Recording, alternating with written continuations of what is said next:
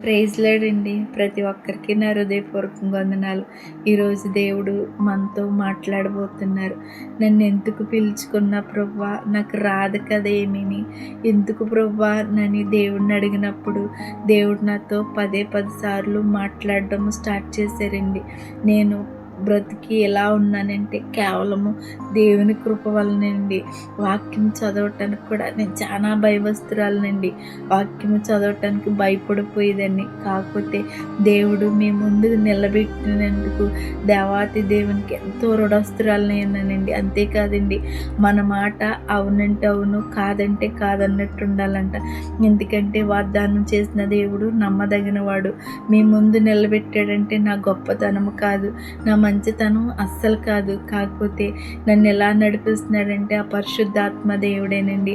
ఎందుకంటే ఆ మాటలు మత్తయి సువార్త 5వ అధ్యాయము 37వ వచనంలో, నువ్వు మీ మాటలు అవునంటే అవును, కాదంటే కాదన్నట్టు ఉండాలంట. లేదంటే మాటలు ఎక్కడి నుంచి వచ్చినాయి అంటే అండి, దుష్టుడి నుంచి వచ్చినాయి అంట. మరి నేను దేవుడు నన్ను పుట్టించాడు కనుక నేనేం చేయాలంటే ఆయన పని చేయటానికి నన్ను ఈ లోకానికి నిర్మించాడు. మరి యవ్వన కాలంలో నేను చేయలేకపోయాను. అంతేకాదు, ఈ వయసులో కూడా దేవుని కోసం నేను నిలబడకపోతే నా బ్రతికి ఎందుకండి, వ్యర్థమే కదండి.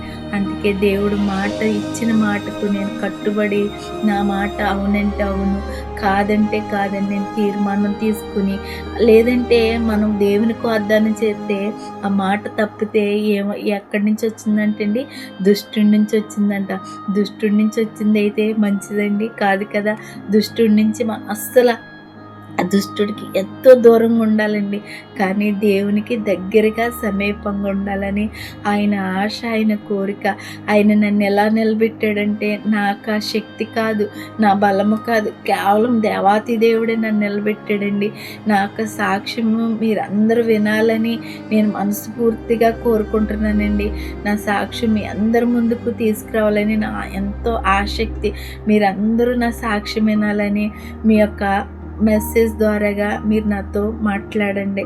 అంతేకాదండి, మీరందరూ నా యొక్క వాక్యము చూసి నా వాక్యానికి రెస్పాన్స్ అయ్యి ప్రతి ఒక్కరూ లైక్ అండ్ సబ్స్క్రైబ్ చేస్తున్నందుకు మీ అందరికీ నేను ఎంతో రుణస్తురాలనండి.